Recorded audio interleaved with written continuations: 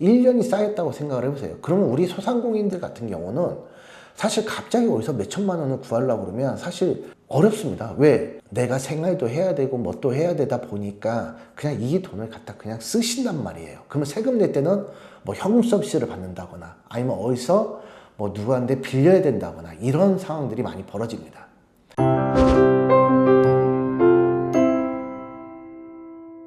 자, 이 시간에는 이제 실제로 손익계산서 작성하는 방법에 대해서 한번 알아보겠습니다.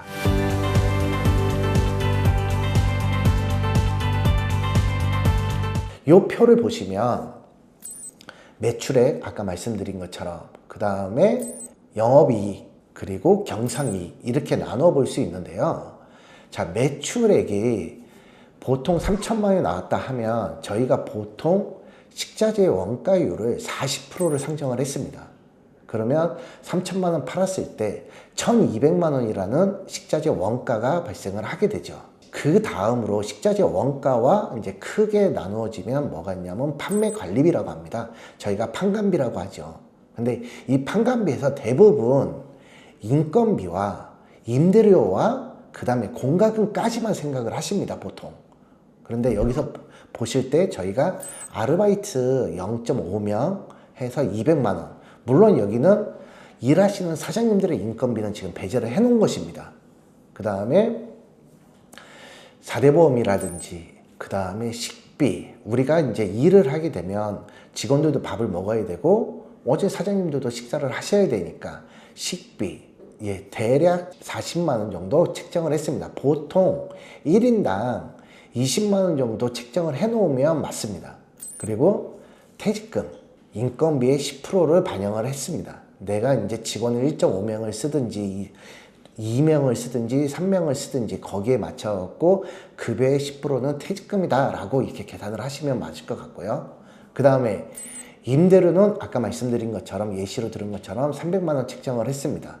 그 다음에 광고비, 일반적으로 장사를 하시는 분들이 광고비에 대해서는 생각을 안 하십니다. 근데 보통 3%에서 5% 정도는 내가 광고를 한다라고 생각을 하셔야 되거든요. 그래서 여기서 이 표에서는 5%로 상정을 해놨고요.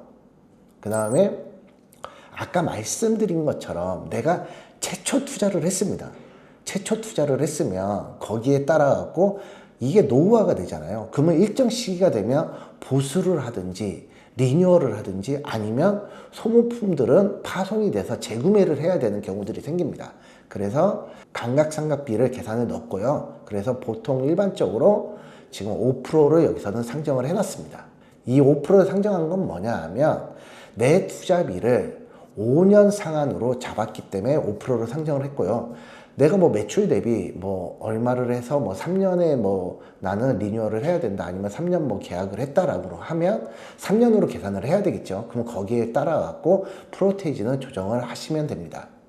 그리고 우리가 눈에 보이지 않는 돈들이 또 소모가 많이 돼요. 어떤 거냐 하면 뭐 인터넷이라든지 전화라든지 TV라든지 그 다음에 우리가 음식물 배상보험, 화재보험 그 다음에 세무사한테 기장하는 기장비용 뭐 이러면서도 눈에 보이지 않는 소소한 비용들이 들어갑니다.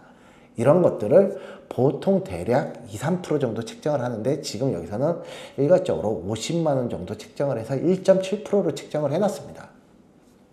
그 다음에 판매 관리비에서 고정비와 변동비로 나눠지게 되는데요. 고정비는 이렇게 확정이 돼 있는 비용들입니다. 내가 한 달에 얼마씩 나가는 게 정해져 있는 비용. 그럼 변동비란 뭐냐 하면 내가 매출에 따라서 변동되는 비용을 갖다 변동비라고 얘기합니다. 당연히 영업이 많이 되면 수도 강열비도 수도 뭐 전기세 이런 것도 당연히 많이 나갈 수밖에 없습니다. 여기서 책정을 할 때에는 보통 수도 강열비가 5%에서 3% 정도 잡는데요. 여기서는 3%를 잡아놨고요. 그 다음에 카드 수수료, 예, 이런 것들도 보통 카드사마다 약간씩은 변동이 됩니다. 그래서 이거 카드 수수료도 많이 사용을 하게 되면 카드 수수료도 당연히 높아질 수밖에 없겠죠. 그리고 기타 비용, 그 다음에 세금 계산서를 받죠. 그 다음에 이제 종합소득세, 그래서 보통 7% 정도 책정을 해 놓으면 그러면 세금을 낼 때 저희가 부담 없이 냅니다. 근데 1년이 쌓였다고 생각을 해보세요. 그러면 우리 소상공인들 같은 경우는 사실 갑자기 어디서 몇 천만 원을 구하려고 그러면 사실 어렵습니다. 왜? 내가 생활도 해야 되고 뭐 또 해야 되다 보니까 그냥 이 돈을 갖다 그냥 쓰신단 말이에요. 그러면 세금 낼 때는 뭐 현금 서비스를 받는다거나 아니면 어디서 뭐 누구한테 빌려야 된다거나 이런 상황들이 많이 벌어집니다. 이래서 이런 것들을 모두 다 빼고 나면 표에서 보듯이 실제 손익은 한 500만 원 정도가 나옵니다. 물론 이제 그때그때 나가지 않는 돈들을 생각을 감각상미나 이런 거를 빼고 계산을 하면 880만 원이라는 돈이 나오지만 사실은 매월 이렇게 계산을 해야 되기 때문에 500만 원이라는 돈이 나오고요. 좀 전에 이야기해 드린 것처럼 또 저희가 투자할 때 1억 6천만 원이라는 돈을 투자를 했잖아요. 여기에 대한 뭐 이자 비용, 뭐 은행에서 빌렸던 뭐 저기를 했던 그러면 이자 비용도 보통 요즘 은행 금리로 지금 현재 신용대출로 따졌을 때 한 6% 정도 됩니다. 이거는 뭐 이제 변동비가 있는 거니까. 그래서 이자 비용 80만 원을 책정을 했고요. 이러면 정확하게 모든 지출을 매출에서 모든 지출을 다 빼고 보면 내가 벌어들이는 순수익은 420만 원이라는 것을 알 수 있습니다. 이 표에서 보듯이. 그러면 점주님이 내가 월 희망 수익이 500만 원이다 라고 놓고 봤을 때에는 실제로는 3,170만 원의 매출을 올려야 우리 사장님이 원하는 월 희망 순수익 500만 원을 가져가실 수 있는 것입니다. 내가 이제 순수익을 700만 원을 갖고 가져가고 싶다 아니면 800만 원을 벌어야 되겠다 하면 이 표를 기준으로 역산을 한번 대입을 해 보셔도 됩니다. 그러면 내가 목표로 하는 금액이 얼마니까 내가 매출이 얼마가 나오면 얼마만큼의 지출이 발생을 하는가를 알 수가 있게 됩니다. 근데 실제 손익과 현금 흐름에 차이가 있습니다. 차이가 있는 이유는 뭐냐 하면 아까 저기 보신 것처럼 퇴직금이라든지 감각상각비라든지 그 다음에 세금이라든지 이런 비용들이 빠지게 되면 실제로 순수익은 880만 원 거의 900에 가까운 돈이 순수익으로 제가 남게 되는 것이죠.